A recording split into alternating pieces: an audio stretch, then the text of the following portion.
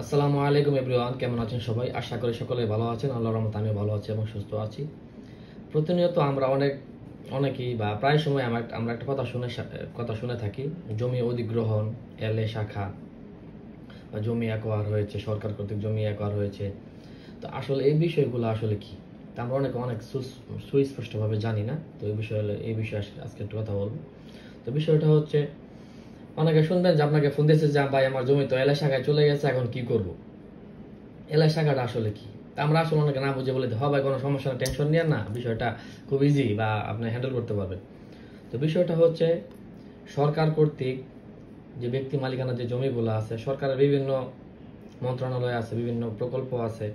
তার মধ্যে ধরেন আপনার স্কুল, রাস্তাঘাট, কোনো ধর্মীয় কোনো উপাসনালয় বা কোনো সরকারি কোনো প্রশাসনিক ভবন, বিদ্যুৎ, নানান ধরনের সরকারি প্রকল্প আছে। তো বিভিন্ন প্রকল্পের কারণে আপনার জমি সরকার কর্তৃক অধিগ্রহণ হতে পারে। তো এখন অধিগ্রহণ করার পর আপনার কাছে 4 ধারা কর্তৃক নোটিশ আসবে যে আপনার জমি অধিগ্রহণ হয়েছে।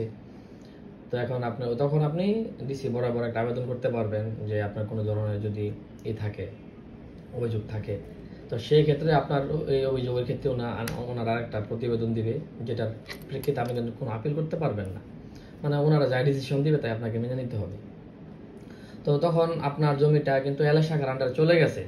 অধিগ্রহণ করে কিন্তু আপনার দেখা গেছে এলআই শাখায়, কিন্তু আপনার যে প্রকল্প, যেমন রাস্তাঘাট প্রকল্প আছে, আবার কোনো ধরনের প্রশাসনিক প্রকল্প আছে, কোনো ফোর্সের প্রকল্প হতে পারে।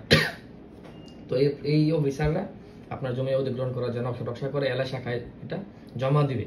তো এলআই শাখায় জমা দেওয়ার পর এলআই শাখা থেকে আপনার কাছে নোটিশ আসবে যে আপনার জমিটা অধিগ্রহণ করার জন্য আমরা প্রসেসিং করতেছি। তো আপনি কোনো বক্তব্য থাকলে আপনি আমাদের সাথে শেয়ার করেন।